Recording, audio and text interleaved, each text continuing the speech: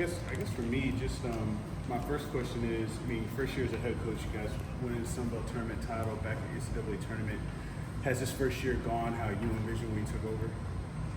Well, I mean, I hoped we'd be successful. I planned on it. I believed we would be and could be. So, but it's hard to put a number on it, number of wins, championship, whatever. All you really want to focus on doing is just going out there and playing good baseball, and usually the rest takes care of itself. So, I'm not going to say I'm surprised at all. I believed in this group, what we had coming back, what we brought in. I believed in this coaching staff and what they would do to help them grow and develop. And and this program, man, they're just such a tradition that it's our job just kind of keep it going.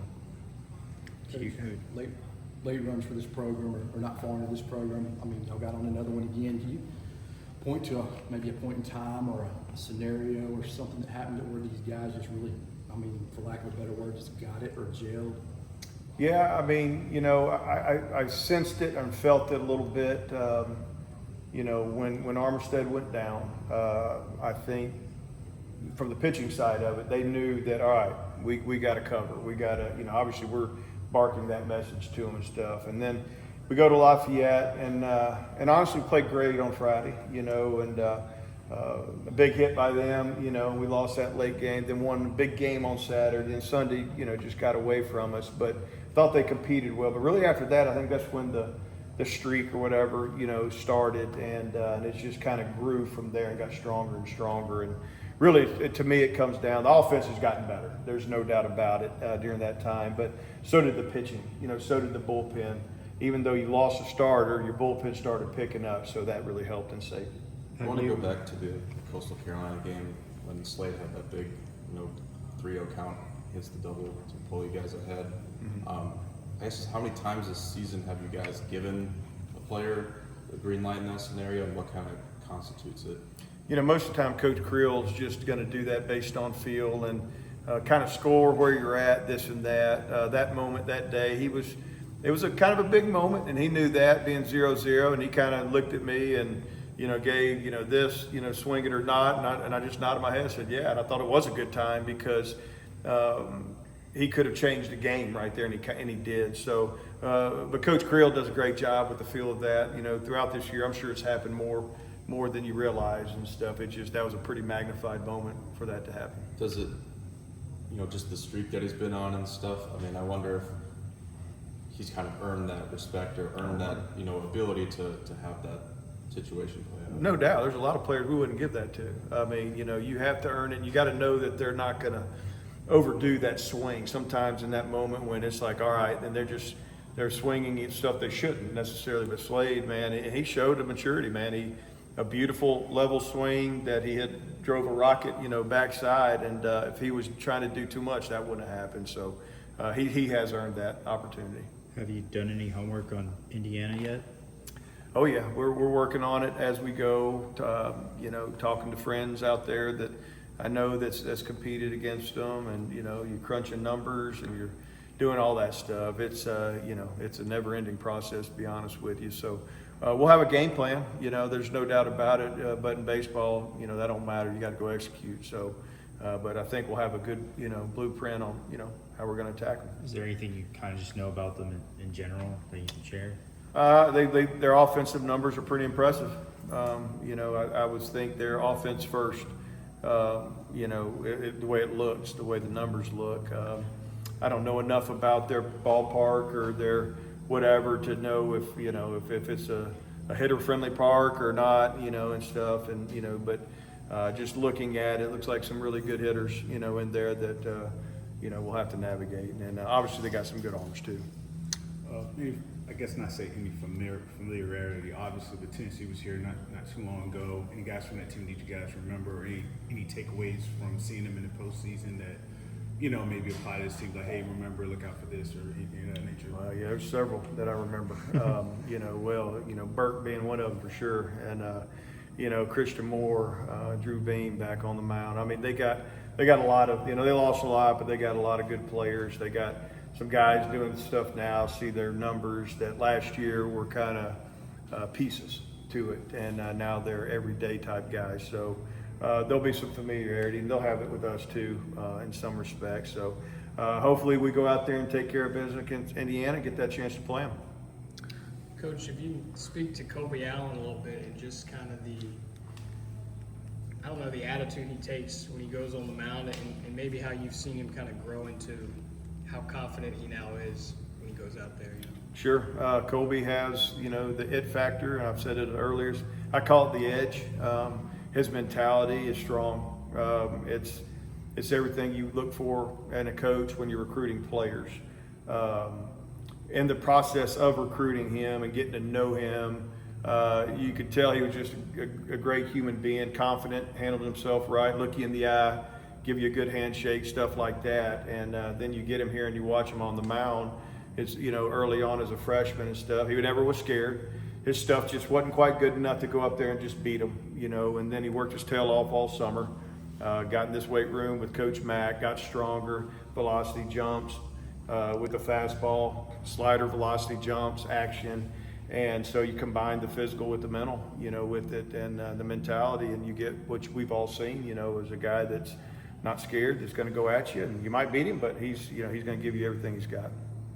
Can you talk about the growth of Nick Monastir from year 1 to year 2, how his development has really helped this team, just what you've seen from him? I think Nick is a great example of last year, even though we felt like he was, played all year, although he played half a season for us. So he still was learning this year, and things. And I think, and he would probably tell you this, I think early on he was kind of trying to maybe uphold expectations of him. And last year he was hidden in a very old lineup, very mature lineup.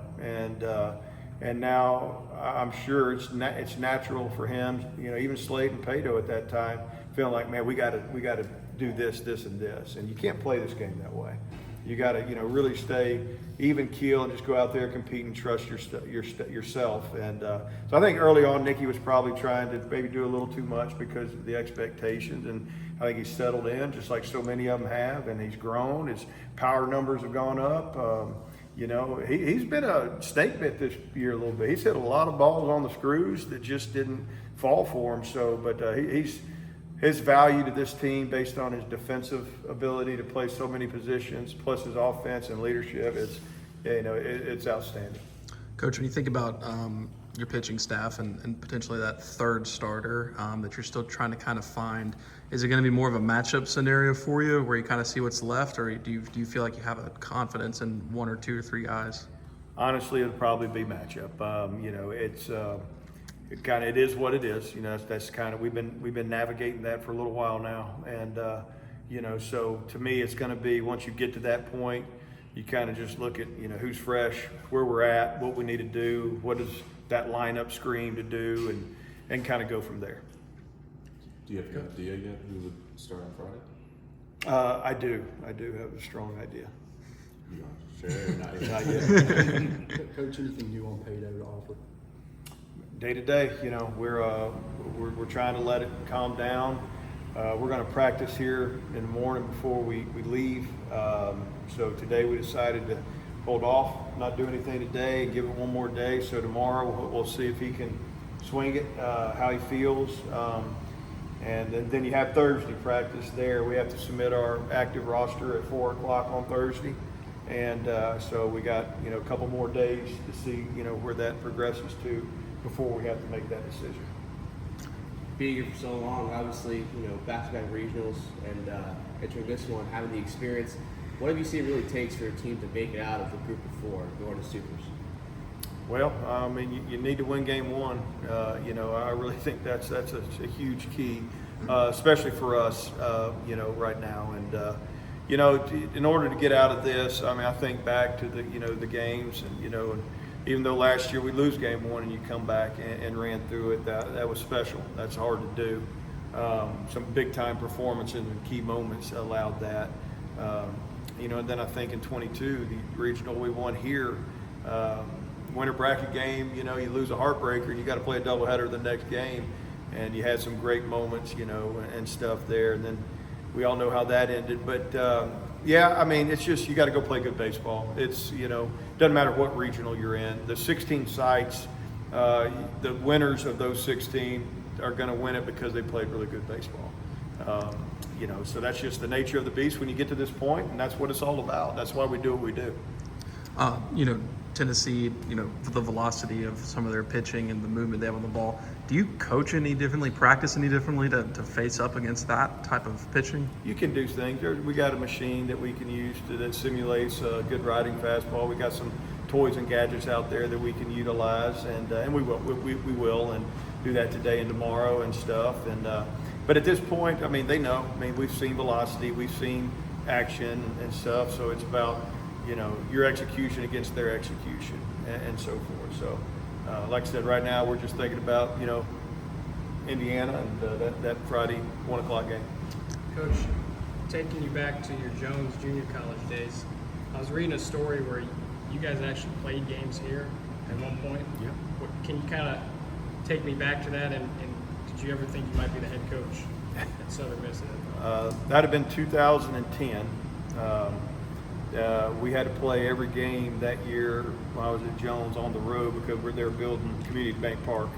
And, so we played here, we played at Cary, we played at Smith Wills. I remember playing some games at East Central Community College. Neil let me come over there and play. So it was a miserable year in that regards because you had to get on a bus every time you played, sometimes drive 2 hours to play a home game. But honestly, it was we won 38 games that year. I remember that well, and came real close of winning that state championship that year. But coming here and playing, and the years at Jones, and maybe coming here and watching. I remember taking my girls when they were young over here, watch games and watch the likes of Andrew Pierce pitching here and Ryan Milton, guys that coached at Jones, and sure, it was a dream. And at that point, who wouldn't want that opportunity? Just very thankful and put all the faith in God that things work out and stuff. But this opportunity to have this here and be doing this at Southern Miss is very special. Those years at Jones, what did it teach you about kind of balancing the pitching side and being a head coach?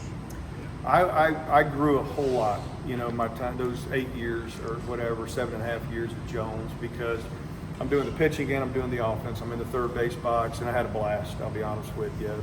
I think I grew as a pitching coach, getting in the third base box, running offenses and making decisions offensively based on what I thought that pitcher would do. So you start looking at things differently too. So I really think I grew without really knowing it at the time. I think when I left Jones and got back to this level the last 9 years, Louisiana Tech for 2 and 7 here, I know it was just things were different, just my perspective on some pitching things. And I think I credit that to is that time at Jones when I was doing both, and really, like I said, had a lot of fun doing that.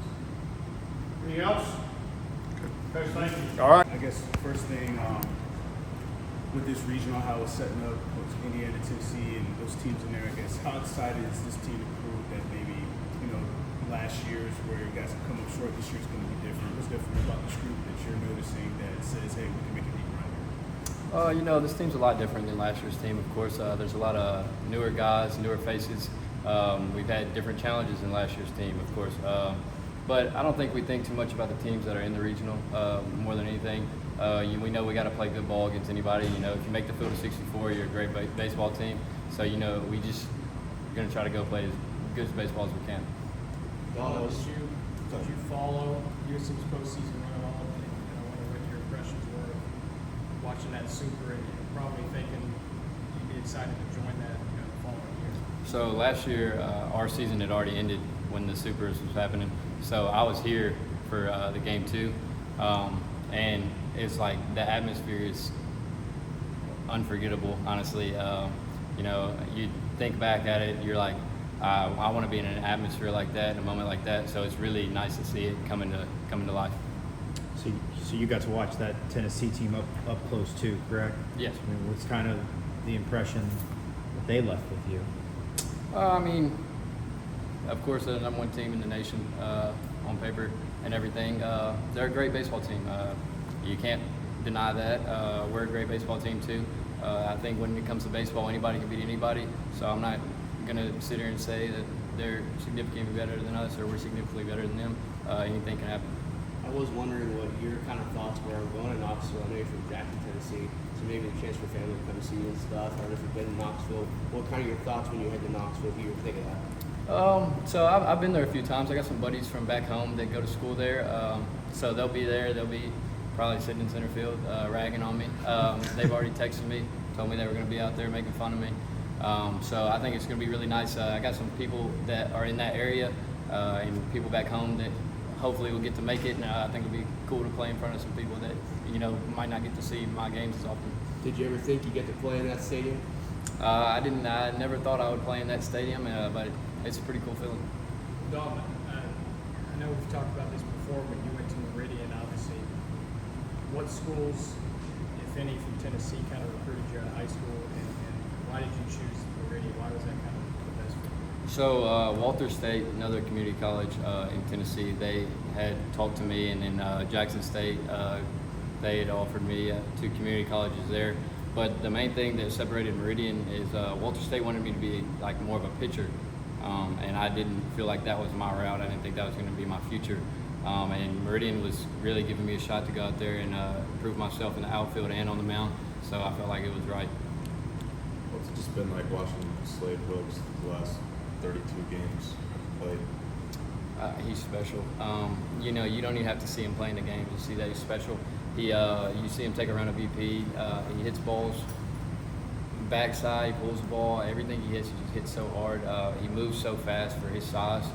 His swing's so quick and efficient. It's just great to see him. He's a great baseball player, and I love the way he leads his team.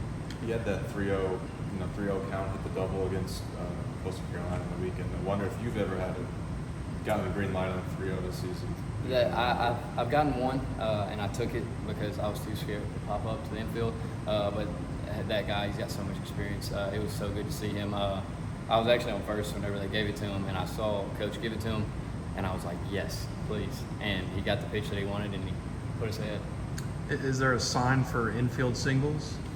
No, I think that's just kind of whenever he tells me to hit the ball, I think that's what he wants me to do. Dalton, the way y'all have played, I think we're 14 the last 15 games you've won. Is there anything you can point to that has changed for you guys, or is it just finding a groove, or what do you attribute that to? I think the main thing is confidence. We're playing with a higher level of confidence than we were earlier in the year. I think that comes with experience as well, and a lot of it's got to be on our bullpen guys. They've been great for us. There's a lot of new faces that are coming in there in those big moments that are doing great things for us. It's good to see our bullpen really come in and show out. They shut the door. We can go down early, and we know that our bullpen's going to give us a shot to keep it close where the offense can come in and do some damage. Bouncing off that, Ostrander said that it was kind of after the Armistead injury that he really saw the change in this team. Can you speak on that? Do you feel like it was that? That's definitely part of it for the pitchers more than anything. They saw that one of the arms was going down. You knew that it's going to be, we're going to have somebody that needs to step up in that spot, and maybe multiple guys that are going to fill in that role. We've had multiple guys in that spot so far. So it's been great to see those bullpen guys really step up. Offensively, it was a turning point. You see the defense and pitching doing so well. You want to just do the best thing you can for them. So Has nothing to do with the goatees or anything like that? the goatees, you see, mine's not very good. I think that helps a little bit. It's definitely a little morale boost, but I think it's more about on field and the mindset. Who has the best goatee on the team? Slade, Grandpa Slade. He's got a grown man goatee over there. I'm trying to fill mine in.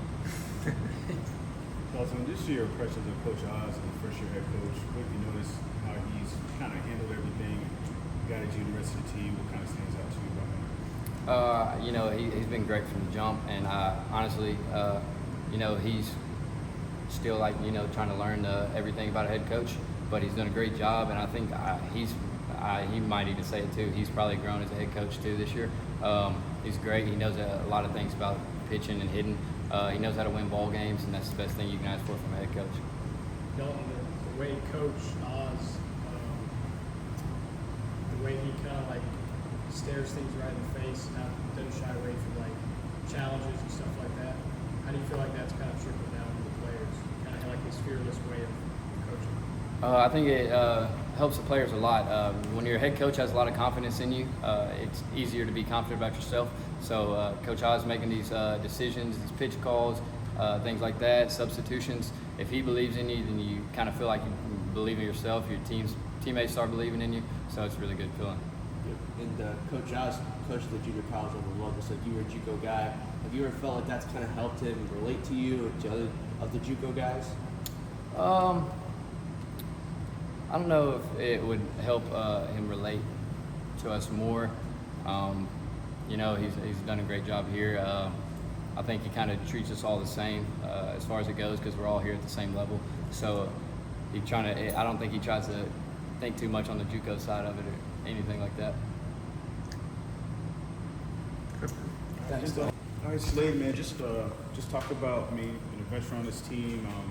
I guess, what do you think is going to be different this year? You said you've been around for a lot of the wins and, of course, the losses, and they've been well documented, but what makes this year different for you guys? You know, this year we start off, you know, pretty much with a new group. You know, we started this year off, I think we had one more newcomer than we did returner. So we, you know, we had to gel really quickly, and you know, I think that's something you can see with this team. You know, we became really close in a hurry, and you know, we've had newcomers step up, you know, all year long, really, and you know, that's awesome to see. Is just, you know, younger guys too. They're just comfortable playing baseball right now. Just speak on that, just the difference in this team versus last year's team who played Tennessee. Yeah, you know, just as far as on that concept, you know, last year's team, you know, we've been playing together for 3 years, and you know, this year's team, you know, kind of, you know, this is a little new to us, and you know, kind of got something to prove. But you know, we're excited for the challenge, and it starts Friday, and we're excited. What's something that this year's team might have that maybe last year's team was missing? You know, it's hard to compare teams. You know, every team's different. But you know, if I had to say one thing, you know, really about this team, it's probably next man up. You know, I think this is probably the deepest Southern Miss team I've ever been a part of, and you know, we've got a lot of different guys who are stepping into, you know, may make the play of the game on any given night. That's kind of how I look at this team. Just being one of the guys who's maybe played the most postseason baseball on this team, is there something that has to be done differently in the postseason, and you have to, you know, make sure you focus on this versus the regular season? You know, I wouldn't say so. I think the main thing that, you know, I'm gonna just try to, you know, express to those newer guys, just don't let the moment get too big. Just play baseball the Golden Eagle way and what got us here, and just, you know, do everything we do.